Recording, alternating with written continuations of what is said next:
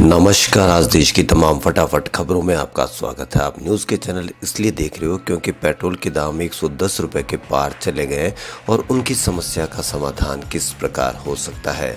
आप न्यूज़ के चैनल इसलिए देख रहे हो क्योंकि आपका बच्चा बेरोजगार हो गया है और उसके रोजगार के बारे में क्या बात की जा रही है। आप न्यूज़ के चैनल इसलिए देखते हो कि कोरोना काल में आपने जो समस्याएं भुगती है उसकी समस्या का क्या समाधान किया जा रहा है। लेकिन ध्यान रखें, आपके चैनलों पर इस तरह के समाधान की कोई बात नहीं की जा रही है, यानी इन चैनलों पर कोई दूसरा ही काम किया जा रहा है।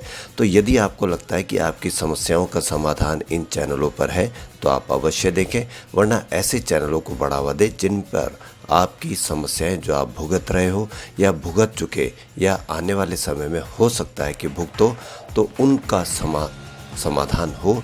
तो आप ऐसे चैनलों को बढ़ावा दें। तो बढ़ते हैं खबरों की ओर। कांग्रेस ने जम्मू कश्मीर में पिछले कुछ दिनों के दौरान आतंकवादियों द्वारा 7 असैन्य नागरिकों की हत्या किए जाने को लेकर बृहस्पतिवार को केंद्र सरकार पर निशाना साधा और आरोप लगाया कि सरकार कश्मीरी पंडितों तथा अन्य समुदायों की रक्षा करने में विफल रही है। पार्टी ने दावा भी किया है कि आतंकवाद न तो नोटबंदी करने से रुका था और न ही अनुच्छेद 370 हटाने से रुका है। कांग्रेस के पूर्व अध्यक्ष राहुल गांधी ने ट्वीट किया, कश्मीर में हिंसा की घटनाएं बढ़ती जा रही है। आतंकवाद न तो नोटबंदी से रुका, न धारा 370 हटाने से। केंद्र सरकार सुरक्षा देने में पूरी तरह से असफल रही है। उन्होंने कहा कि हमारे कश्मीरी भाई बहनों पर हो रहे इन हमलों की हम कड़ी निंदा करते हैं व मृतकों के परिवारों के प्रति शोक संवेदना व्यक्त करते हैं।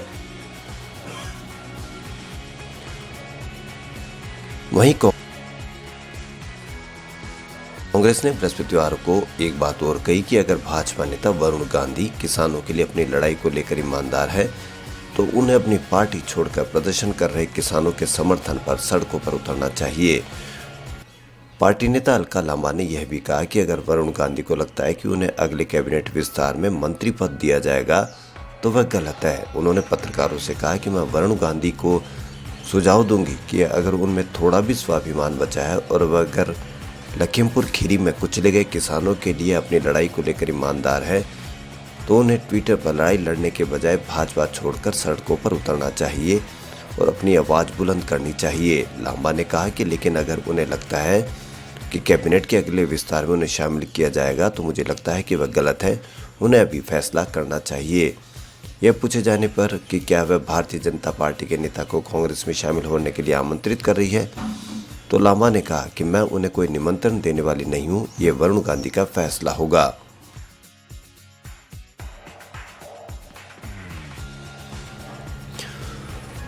मुंबई तट के पास एक क्रूज शिप पर रेव पार्टी के दौरान कथित तौर पर मादक पदार्थ जब्त होने से संबंधित मामले में मुंबई की एक अदालत में आज बॉलीवुड अभिनेता अब शाहरुख खान के बेटे आर्यन खान की जमानत याचिका पर सुनवाई होगी। सुबह 11 बजे का समय उसके लिए निर्धारित किया गया है। इससे पहले गुरुवार को अदालत ने मामले में आर्यन खान और 7 अन्य आरोपियों को 14 दिन की न्यायिक हिरासत में भेज दिया।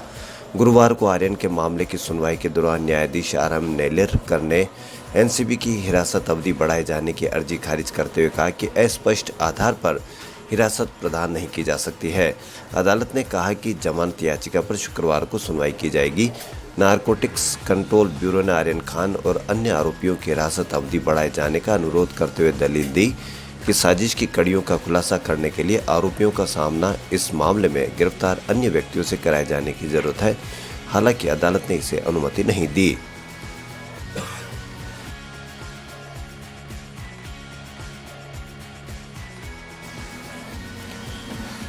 कच्चे तेल में उछाल की वजह से पेट्रोल डीजल के दामों पर कोई लगाम नहीं लग पा रही है।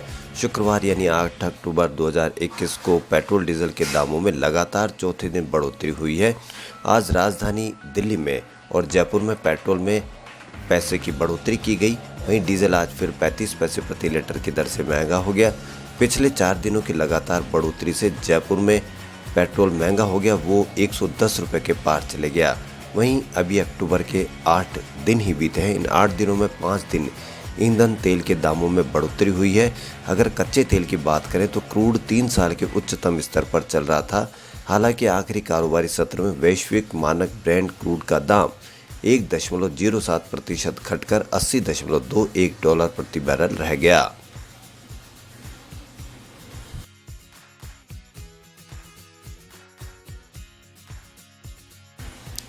ताशकंद अंतर्राष्ट्रीय फिल्म समारोह का 13वां संस्करण 28 सितंबर से 3 अक्टूबर 2021 तक आयोजित किया गया।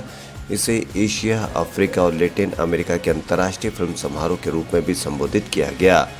उज्बेकिस्तान के राष्ट्रपति शवकत मिर्जियोयेव की पहल पर अंतर्राष्ट्रीय फिल्म महोत्सव pearl of the silk road का आयोजन ताशकंद में पुनर्निर्मित पैलेस ऑफ सिनेमा में हुआ।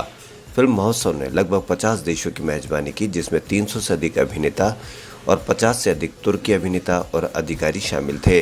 तुर्की के उप संस्कृति और पर्यटन मंत्री अहमद मिसबाह डेमिरकन भी इसमें शामिल थे।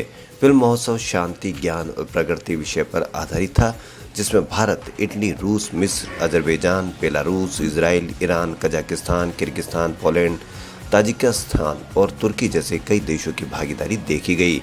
रजनीश बाबा मेहता ताशकंद अंतर्राष्ट्रीय फिल्म महोत्सव में भारत का प्रतिनिधित्व करने वाले एकमात्र स्वतंत्र फिल्म निर्माता थे।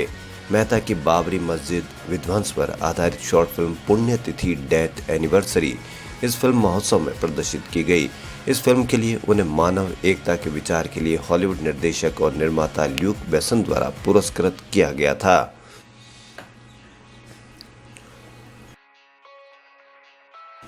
सुप्रीम कोर्ट ने केंद्र से आर्थिक रूप से कमजोर वर्ग के लिए 8 लाख रुपए की वार्षिक आय मानदंड तय करने का कारण पूछा है। कोर्ट ने केंद्र से कहा कि आप यह नहीं कह सकते कि यह नीति का मामला है।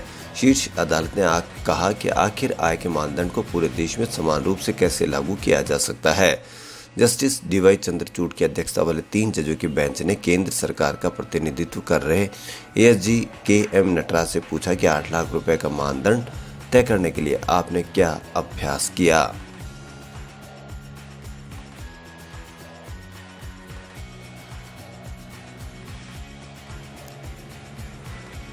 Serum institute of India Bangladesh, Nepal और म्यांमार को कोविशील्ड वैक्सीन के 10 लाख डोज भेजेगा। केंद्र सरकार ने कंपनी को इसकी अनुमति दे दी है। इसके अलावा भारत बायोटेक भी कोवैक्सीन के 10 लाख डोज ईरान भेजेगा। टीकों के एक्सपोर्ट वैक्सीन मैत्री कार्यक्रम के तहत अक्टूबर में किया जाएगा। सीरम को कोविशील्ड के 3 करोड़ टीके ब्रिटेन के एस्ट्राजेनेका कंपनी को भेजने की अनुमति भी मिल गई है। जानकारी के अनुसार सीरम के डायरेक्टर प्रकाश कुमार सिंह ने अगस्त में केंद्रीय स्वास्थ्य मंत्री मनसुख मांडविया से इसकी अनुमति मांगी थी। स्वास्थ्य मंत्री ने सितंबर को कहा था कि वैक्सीन मैत्री कार्यक्रम के तहत भारत बचे हुए टीके जल्दी जरूरतमंद देशों को निर्यात करना शुरू कर देगा।